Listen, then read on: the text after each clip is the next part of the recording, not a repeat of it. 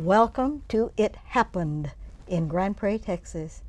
As we bring you the history of our city and some of the important people that have made history and keep records on history, and today that is exactly what is happening. We have two wonderful ladies that have made tremendous history in this city, and plus that, they are documenting everything they do. And we're just so pleased to have, first of all, Susan Henson, Grand Prairie Parks and Recreation, horticulturist, arborist, president of many regional things for parks and recreation, but especially president of the Grand Prairie Garden Club, which is near and dear to some of us.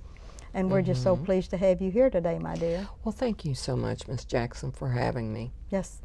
And Rodonna Hessel, a wonderful, wonderful president of the Grand Prairie Chamber of Commerce, but also a member of Friday Rotary. And the subject that we're talking about today had not only the Friday Rotary, but the Metro, which is the Tuesday Rotary, involved in a very tremendous happening. We want to bring everyone up to date because we're approaching Memorial Day on the 30th day of May. And there is something in Grand Prairie that many of you, and especially you two on this set, have caused to come into being. And that is the wonderful, wonderful thing that we're going to talk about today, the Veterans Memorial, a little bit of history on that, and maybe end with something that's happening just around the corner in about 30 days. So what's happening? Well, we're here to speak about the Grand Prairie Veterans Memorial, which we're so proud of, and it stands at 925 Conover Drive, directly behind the Senior Center and the Grand Prairie Memorial Library, which is where we received the first original names that went up on the columns at our memorial. And there's a column to each branch of the service, and on those columns are etched the names of Grand Prairie residents who were killed during an active conflict. And their names are etched, as I said, on those columns. All right, now, I'd like to stop the music, and you do know that that is on Low and Conover. Low is the street that goes in south that takes you right down to that, in case someone gets mixed up and loses their sight on Conover, because there's another perpendicular street that goes out to the north, and that's not the way to go. And I would like to also know why you are here representing the veterans. Are you a veteran? No, I'm not a veteran, but I wouldn't be here if it wasn't for all of our veterans who went out and served for our country to save our way of freedom here in the United States. Well, I'd like to tell them why I invited you is because the Parks Department is in charge of the Senior Center, the library, and all of these other facilities as far as things are concerned, and it's under the direction of the Parks Department. And I couldn't go to the library board and get someone to talk about the Veterans Memorial when it's under Parks and Recreation. So you're my salute to the Parks Department, because we couldn't get your boss here. Well, he's very, very busy, as we know, with the opening of the Air Hog Stadium and the new Senior Center that we're just blowing and growing. As you say, it's happening in Grand Prairie, and it's happening in the Parks and Rec Department. Isn't it really? Oh, I'll tell you, it's just hang on, because we're going to have one of the most premier park systems in the United States. And we're working on it, and it's citizens that make it happen.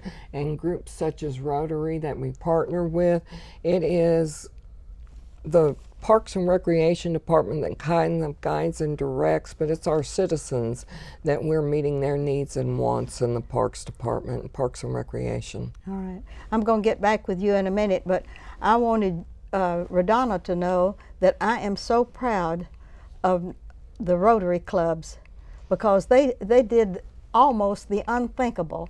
After we were able to we had to kind of wrestle this land from the city to be able to have this place for this. They had other plans for this, and when we mentioned this to them, they made us wait a while, but then they finally decided it was a wonderful site, it was perfect on 161, But then they said, we're going to give you the land, but we're not going to build it for you. What are you going to do? And then came Rotary. Well, it was the 100th anniversary of Rotary International, and Janine Walker and I were both presidents of our Rotary clubs coming into that year. And our guidance from the international governor of Rotary was to find a project that made a difference for your community, and they wanted it to be a project of brick and mortar. And so we knew that you, Ruthie, had been working behind the scenes, doing a little of your gentle prodding, and were hoping to have a Veterans Memorial. And so that kind of became the start of what we ultimately ended up with. Our original idea was to work to get each citizen to put in $1 with the number of citizens we had.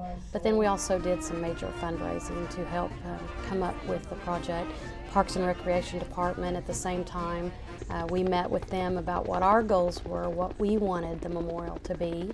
And Tim Schnaugel and Betty worked diligently with different ideas. And it was kind of interesting because given a little history, I think they had a contest within the Parks Department with different designers to come up with ideas. And they brought it to the Rotary and would show us, you know, the different ideas. And ultimately that memorial became pieces of each of those designs, because we like this part of this design and we liked this part of this design, and they were able to do what Parks and Rec does so wonderfully well, which is to merge several different ideas together. And through organizations like the Lone Star Park Charitable Foundation, the Quality of Life Foundation, the city's sports corporation, and then several individual businesses who kicked in anywhere from $100 to $10,000 to $25,000. Yes. We were able to build, or we were able to help the city build this absolutely beautiful memorial.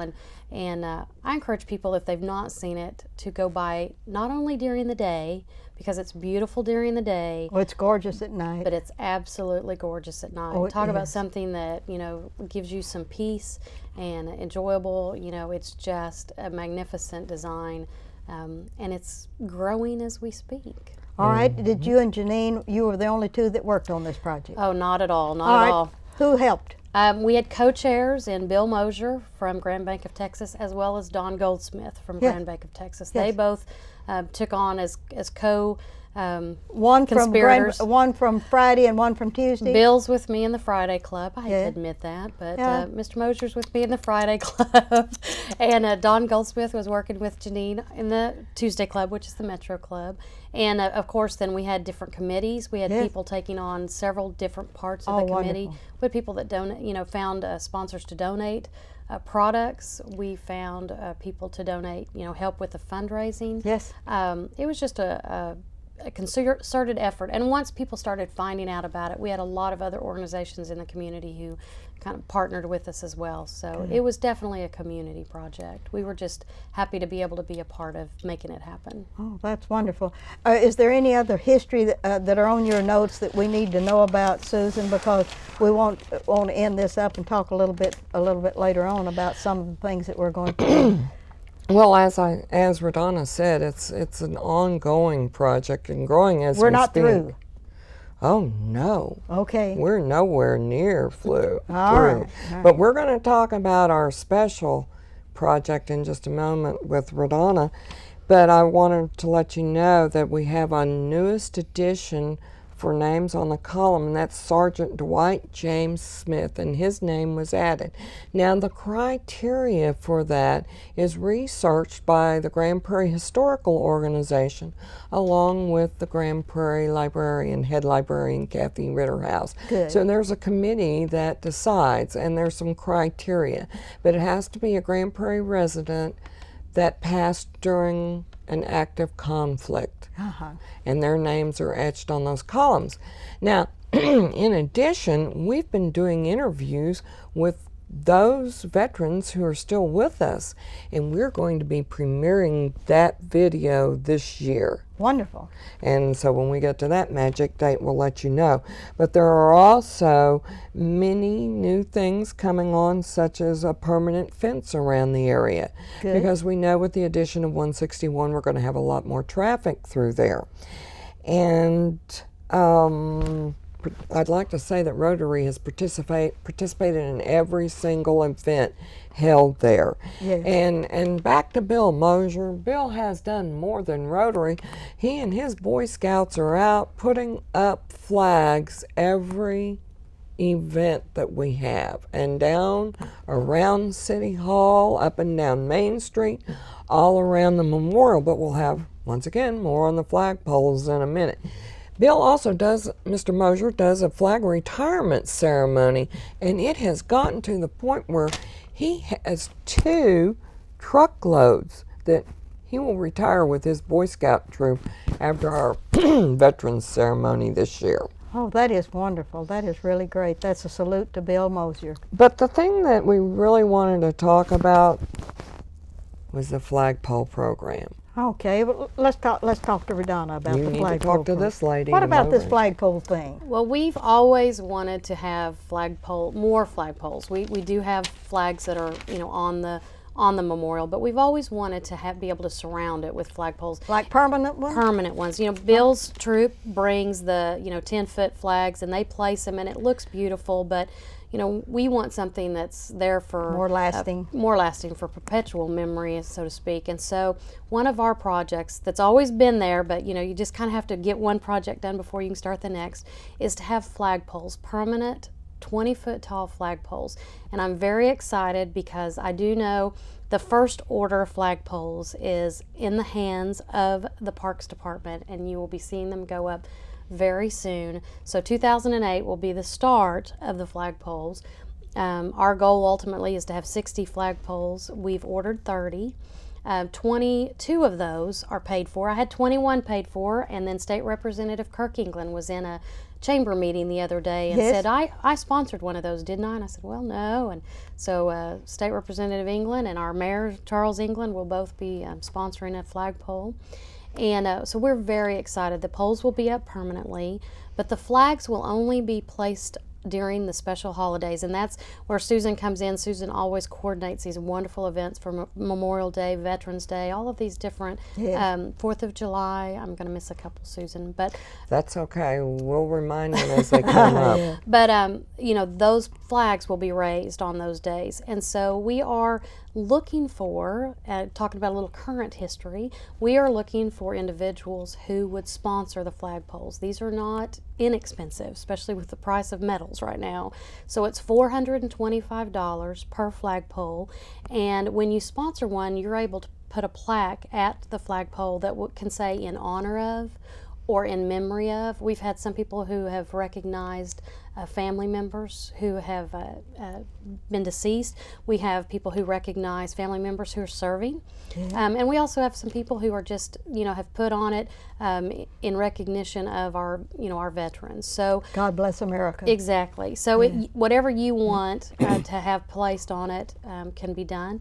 And so we are going to unveil, I guess, what you'd say, at this year's, the 2008 Memorial event, and we hope to add to it. So as you come by the memorial, and I hope 20, 30, 40 years from now, when somebody's watching a replay of this show, that they'll go by the Veterans Memorial and hopefully be able to still add flags. Yes. That would be, if we could just add another 200, it'd be wonderful. But I think it's just a very majestic addition to what's already there. Now, the design that you approved for this site, I believe there was a huge star lid on top of all of this good happening. What happened to that? As we constructed and built, I think people like it open. So much of the program is done at the actual memorial, in the middle of the memorial. Yes. And a lot of times they have flyovers. And I think they've decided that to put the star on top, while it would look lovely for people that are flying overhead, for people that are enjoying the memorial, it's much better to have either the sun shining or the stars glowing when you're there. Is there no way we could put a clear star? It's possible. would become kind of foggy and need to be cleaned a lot, but We it might could put be a, an a option. special glass. And we might invent a new kind of glass. Yes, who knows? Just for this. But the other thing is that driving by on 161 with the addition of these 20-foot flagpoles, it's going to make such an impact. Oh, yes, it will. That'll And make a everyone will difference. know how patriotic Grand Prairie is. There is a long history of patriotism in Grand Prairie. And if you don't realize it, not only through Vought and all these other aircraft industries that we have around us, we had a lot of retired military personnel stay here in Grand Prairie when they left the service, just because it was such a wonderful place to live. All right, do you have anything else on your notes? Is there anything we need to do? Oh, yes. All On right. April 26th, between 10 and 12, we'd like to invite everyone out to our Memorial Day celebration. Or ceremony, should we say? Ceremony. On April the 26th? Excuse me, May 26th. And it's not going to be on May the 30th. No, ma'am. It's It'll gonna be be on on- the 26th. It's going to be on May and not April. Okay, let's go for Well, May. you can see how I become Yeah. kind of confused since Arbor Day was on the 26th of April. And so I'm switching gears, and we're going to May 26th, where we'll have free lunch once again with our Rotary partners. Is that on what day then? That's going to be on a Monday. It's on a Monday. It's the last Monday of the month. And we'll have our free All-American lunch, hot dogs and lemonade, free flags. Come and get your memorial begonia, a Yeah. bronze begonia that can be planted in memory, or just to brighten up your yard. Is there going to be a flyover? Yes, ma'am. AT6s, 4 AT6s, and they will doing the missing man formation. We will also have a bagpiper. We will also have 21 gun salute by our Grand Prairie Police Department. In addition, we will have the riderless horse with the boots turned backwards. And we will also be premiering our taped interview with our veterans, Grand Prairie veterans. How about the DAR? My goodness, thank you so much. The Bluebonnet chapter of the DAR will be once again placing the memorial wreath. And they build this wreath. Every year we get a Yes. new one, and then it travels from location to location. The senior center, the library, Charlie Taylor Recreation Center, any of our facilities, Betty Womack Library, all through the year, so that people can come and see this beautiful creation in memory of our veterans. Okay. Now we have the opening ceremonies, we have the flyover, we have the bagpiper, all of this good stuff, and then you're going to have food too. Yes, ma'am. Where will the food be? Over in the senior center, and that's where we'll be showing the Showing the interviews video. to the video. It'll be the premiere, so make sure that you get there. We'll be running it over and over again, but get there in plenty of time to see that. The event runs from 10 to 12. All right, are these going to be available on copies for people at a price at a later time? Yes, ma'am. Good, good, all right. And we're making more money to make more money. And another thing that we're looking at, a new project, is putting together a book of stories about, or the histories of our Grand Prairie veterans, individual stories of those veterans. And it's going to take several years to put that together, but that's something I've been working on. Okay. Any kind of other report that we need from Rotary? No, I think that what Rotary does is service above self, and I encourage any citizen that's a part of Grand Prairie community to get involved. If that means doing nothing more than coming, enjoying a beautiful day, I guarantee Chamber of Commerce weather for that day, maybe, and a beautiful ceremony. The city parks, they always do an absolutely beautiful ceremony. Bring your children. Don't let them forget, and not understand and learn about what the history of our community has meant for our, not only our present but our future, and be a part. If you come and you think it's wonderful, buy a flag. Of course, I'll go for the Rotary side. Buy the flag.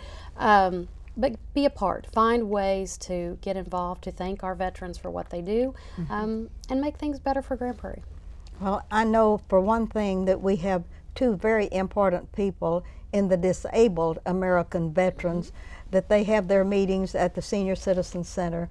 And Mr. Eldon Armstrong is a very important official at the state level in this, and his wife Commander. is the commander for the Women's Auxiliary of this, and that's very much an honor for the city of Grand Prairie, Texas to have two. And I believe she also serves on the National Cemetery Board that is over on the adjoining property of next to Dallas where Grand Prairie joins.